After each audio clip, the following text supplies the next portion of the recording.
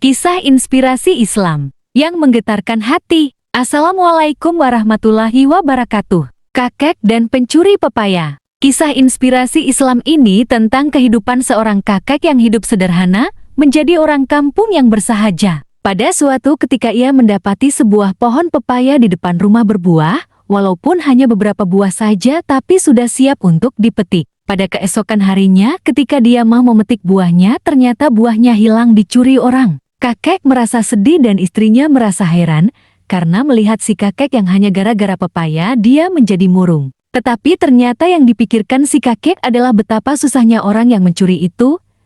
Dia harus bersembunyi di tengah malam hari supaya tidak ketahuan dan harus memanjat dalam keadaan gelap susah payah untuk memetiknya. Keesokan harinya si kakek sengaja meminjam tangga untuk ditaruh di bawah pohon hanya untuk memudahkan jikalau sang pencuri itu datang lagi. Namun pada esok hari ternyata si kakek mendapati buah pepayanya masih ada, tangganya pun tidak bergeser sedikit pun.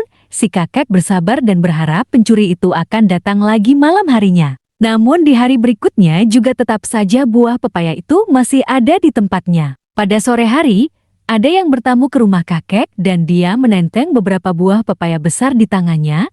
Pemuda ini belum pernah dilihat oleh kakek sebelumnya. Singkat cerita, setelah berbincang cukup lama dan ketika pemuda itu hendak pamit, pemuda itu dengan sangat menyesal mengaku bahwa dia yang telah mencuri pepayanya. Sebenarnya pada malam berikutnya dia hendak mengambil buah pepaya yang tersisa. Namun dia tersadar ketika melihat ada tangga dan tersentuh hatinya dengan kebaikan sang pemilik pohon karena kebaikan dan kesabarannya. Dari semenjak itu dia bertekad tidak akan mencuri lagi. Untuk itu dia mengembalikan pepaya si kakek untuk menebus kesalahannya. Pepayanya dia beli sendiri di pasar. Waalaikumsalam warahmatullahi wabarakatuh.